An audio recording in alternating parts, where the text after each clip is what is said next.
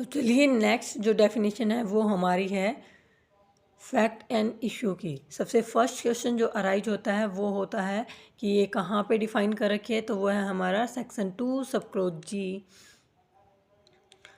तो यहाँ पे हम इसको एक कीवर्ड से याद रखते हैं कि फैक्ट एंड इशू क्या है जी, यानी कि जी फॉर कि वहाँ पे क्या हुआ है, फैक्ट एंड इशू की डेफिनेशन जो है वो डिफाइन कर रखी है। अब ये एक बहुत ही इम्पोर्टेंट डेफिनेशन है प्रिलिमिनरी पॉइंट ऑफ व्यू से भी और मेंस पॉइंट ऑफ व्यू से भी। तो इसको हम डिटेल में पढ़ते हुए आगे चलेंगे। तो चलिए रीड कर लेते हैं। तो यहाँ पे जो पहली बात ये है कि जो वर्ड यूज हो रखे हैं वो हो रखे हैं मीन्स एंड इंक्लूड्स। तो fact in issue means and include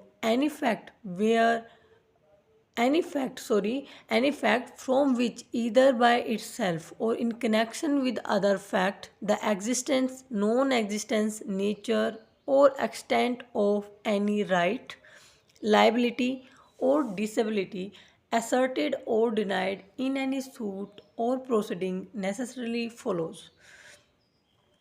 यानी कि यहाँ पे ये कह रहा है कि फैक्ट एंड इशू यानी कि विवादक जो तथ्य हैं वो क्या होते हैं, उनसे क्या मतलब है। तो ये कह रहे हैं कि विवादक जो तथ्य हैं यानी कि फैक्ट एंड इशू जो है उसके अंतर्गत ऐसा कोई तथ्य आता है यानी कि ईदर बाय इटसेल्फ यानी कि जो स्वयं से, या in connection with other facts या अन्य तथ्यों के संबंध में, the existence, non existence, nature और एक्सटेंट ऑफ एनी राइट यानी कि किसी भी अधिकार का, एनी राइट्स का क्या करते हैं, लाइबिलिटी या डिसेबिलिटी के एग्जिस्टेंस को या नॉन एग्जिस्टेंस को असर्ट करते हैं या डिनाई करते हैं, यानी कि या तो स्वीकार करते हैं या फिर उसको मना कर देते हैं। इन एनी सूट और प्रोसीडिंग,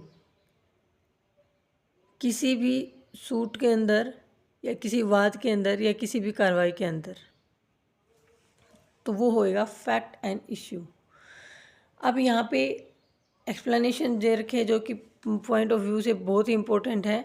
तो जो एक्सप्लेनेशन है वो हमारी क्या कह रही है, when ever under the provision of